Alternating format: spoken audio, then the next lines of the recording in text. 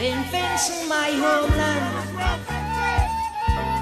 you gave me no mansion, no gold, no diamond, yet I love you a million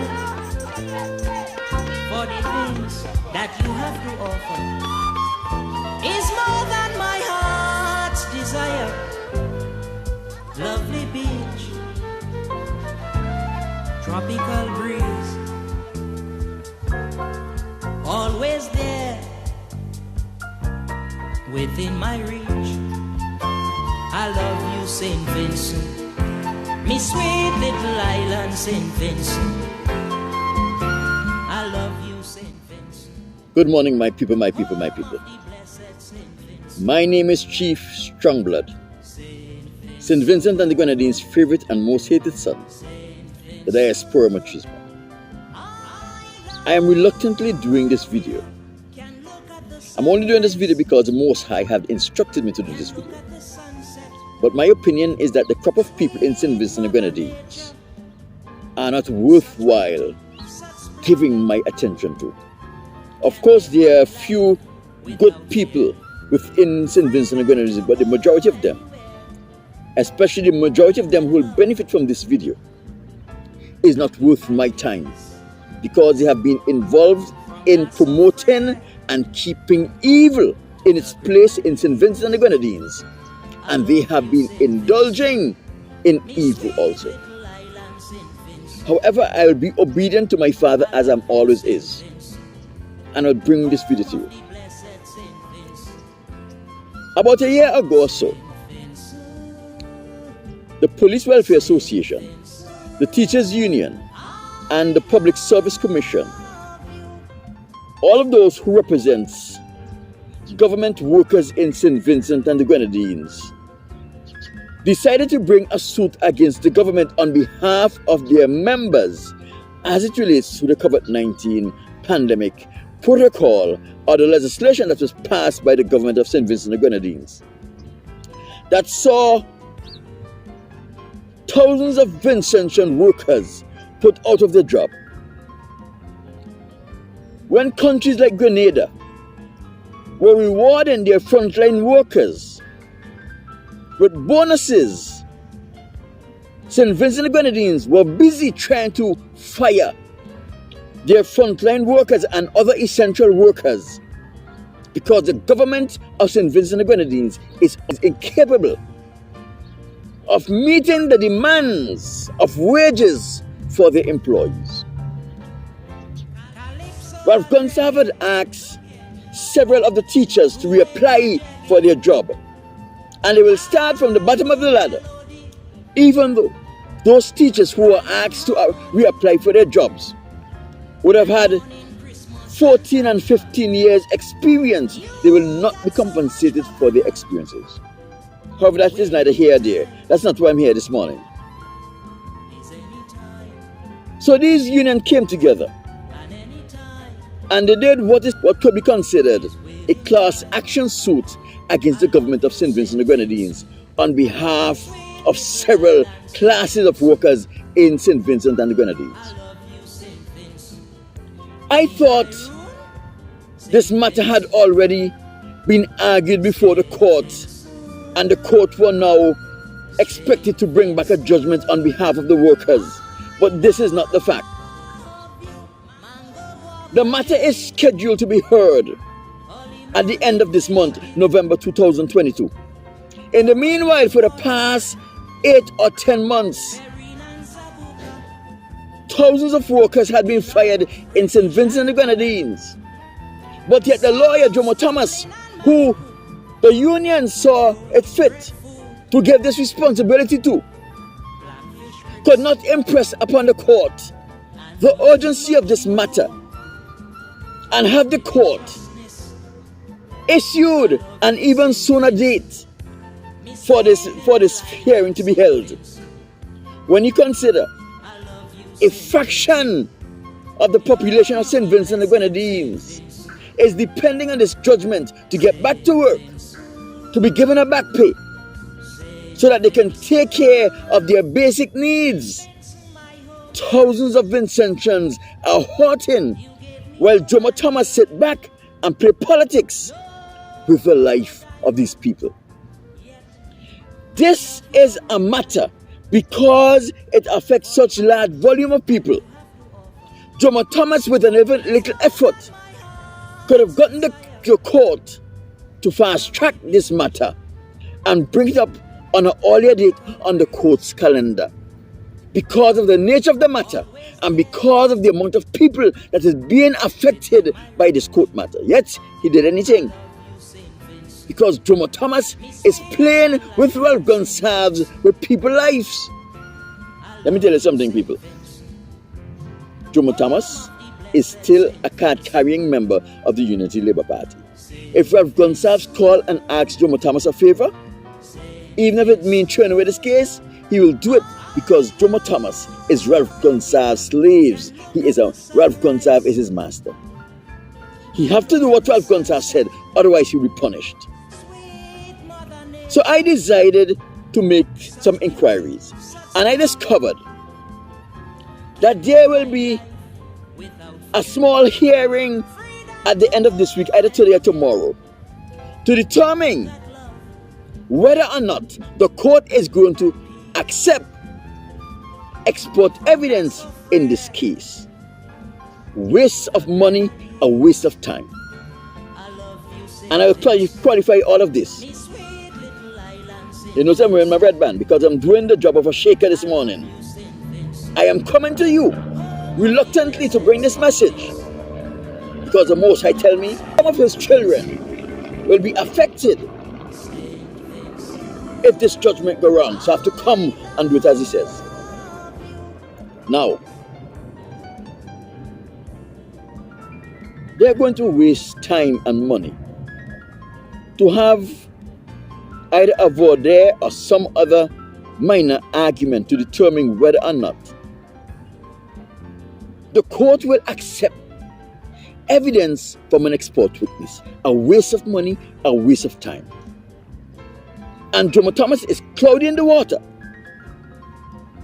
So when he threw away this case that any young lawyer can prepare and go into court and win, he is going to make an excuse. Before I go into the facts in this case, let me bring to your attention something. 2 years ago, the New Democratic Party brought a motion of no confidence in the parliament.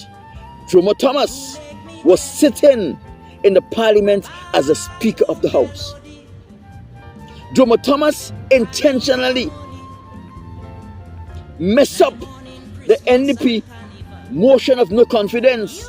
Then he said he's sorry. It was an error. My people, Jomo Thomas did this intentionally under the instruction of Ralph Gonsalves, believe it or not. But whether or not you believe it, it does not change the fact that it is the truth. Ralph Gonsalves had Jomo Thomas prove his worth and his loyalty to him. And the way he had to do that was to ensure he messed up the no confidence motion that was brought by the New Democratic Party. And he proved his weight, that he was willing to do anything for Ralph Gonsalves, his master. This is another opportunity for Jomo Thomas to prove his loyalty to Ralph Gonsalves, his master. And I'll show you, Jomo Thomas is planning to mess up this case on behalf of thousands of people for Ralph Gonsalves, because Ralph Gonsalves is incapable of paying the salaries and the back pay and reinstating all of these people. My people, let me get into the matter now. The matter that Jomo Thomas is asked to bring before the court on behalf of the government workers in St. Vincent and the Grenadines does not need an expert witness, except that expert witness is a recognized legal expert And he is coming in to offer evidence as to the legality, the lawfulness, or the constitutionality of the actions of the government. This matter that Jomo Thomas should have brought before the court is not a medical matter, so you don't need medical expert in it. It's an issue of law, meaning he is trying to position the court and let the court know that the action of the Minister of Health on behalf of the government of St. Vincent and Grenadines was unlawful. It does not has the lawful basis as it relates to the law of St. Vincent and Grenadines.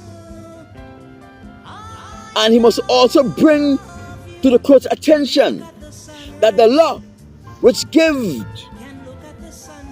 the Minister of Health and the government of St. Vincent and Grenadines the authority to fire the workers if they don't take the COVID-19 vaccine or vaccines is unconstitutional. Remember, every law that is passed in the House of Parliament in St. Vincent and the Grenadines or in any country must fall into the confines of the Constitution. It does not matter what are the consequences. The law must be rooted and grounded and find place or approval within the Constitution of St. Vincent and the Grenadines. Medical testimony is not needed in this case. It will only muddy up the water and divert the judge's attention to something that he should not be paying attention to. For only expert testimony that is needed, it's not even needed, but the only expert testimony, Jomo Thomas and the group of lawyers that are representing the police, the teachers, and the other public and civil servants in St. Vincent and the Grenadines need one who is considered an expert in law to come and argue the unconstitutionality of the law that the government passed. To come and argue that the Minister of Health and the government of St. Vincent and the Grenadines do not have the lawful authority to act in the manner as they acted as it relates to claiming these professionals have abandoned their job and they are fired because they did not take the vaccine. My people, I am bringing this thing reluctantly because the Most High says he has people who will be affected if Ralph Gonsalves is allowed to get his way. And Jomo Thomas is allowed to do as he did to the NDP in Parliament and betray the trust of those people who put their confidence in him and betray the oath he took as a lawyer and betray the laws of St. Vincent and the Grenadines.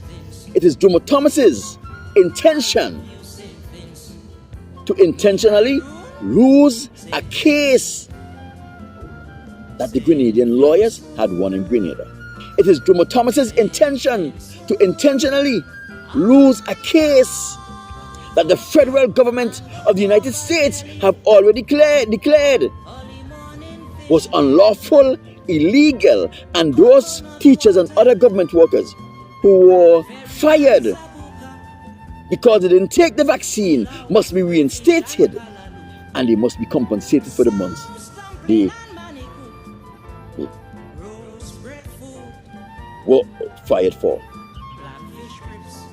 My people, I am of the opinion that Vincentian in this era does not deserve my attention. The next generation may, but not in this era. Let me tell you how Vincentian work all over the world, especially in St. Vincent and Grenadines. I'll bring the story to your attention. Our people could only see the small picture.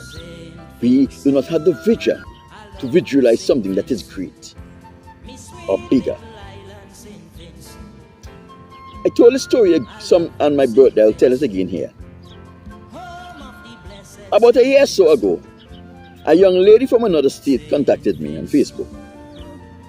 And she brought a situation to me and she said, well, she was fired because she refused to take the vaccine. And when she applied for unemployment, the unemployment authority told her, according to the information they have, she is not entitled to be given unemployment because of the circumstances surrounding her dismissal. She laid out some other things to me which I cannot get into. I will not call her name, I will not give her information, and I told her, don't worry, I'm going to get you your unemployment. So I went and I researched the law and the condition under which she was fired and so forth. And I prepared a complaint for her. And I drew up an exhibit registry for her, so she can submit her complaint and the exhibits in order as it is outlined in the complaint. And she did that. When it was time for her to have the hearing, she called me and told me the hearing is coming up, and they told her she can come with an advocate. I told her I will not get involved in this because this is a simple thing. The hard work has been done. You have already submitted your argument beforehand. They have already reviewed your matter. So all they're going to do is ask you a few questions to see if you are aware of what is in the complaint, or to see if you were the one who prepared it. So I said, this is something you can handle, and I will not deprive you the opportunity of doing this. So she won her case. She called me, she was happy she won her case. But I had greater plans for her. My thing is I didn't want her money, because I had a way of getting some money out of this whole scenario without interfering with the money that she is going to receive. My plan was to get her back her job, get her back a back pay for all of the months she was off, although she had already received unemployment, and I would have gotten $1,000 out of this thing for myself.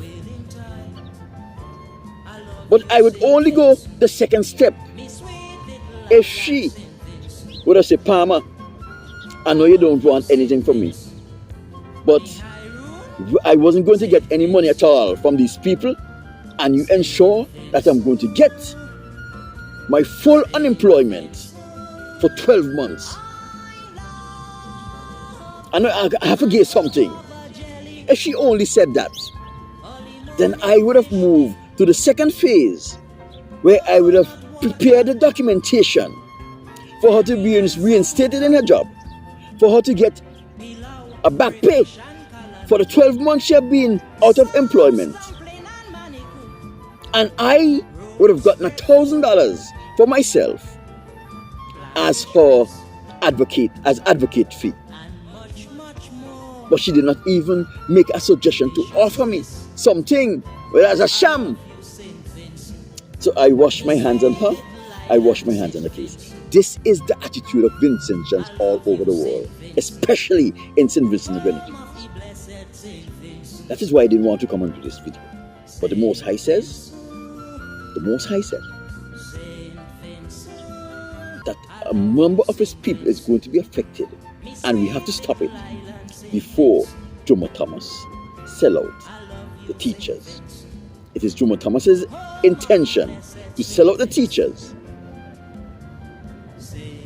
for Ralph Gonsalves, because Ralph Gonsalves have made a mockery of the treasury. He cannot afford to pay the workers as it were before they were fired. But now they are fired.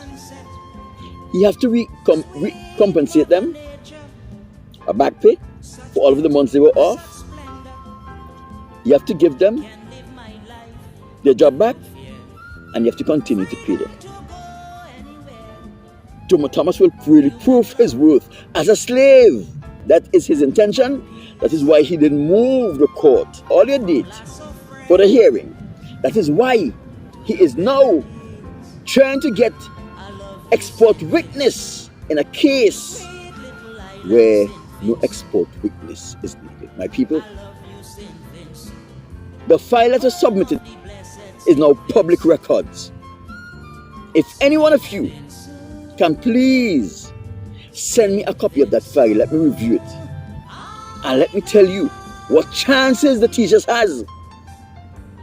Teachers, police, civil and public servants, send me the file. He might be able to make certain amendments to ensure that he does not throw away the case. You have to hold the man accountable and responsible. My name is Chief Strongblood. My name is Chief Strongblood, St. Vincent the Grenadines' favorite and most hated son. I have just reluctantly finished this video. I'll talk to you soon.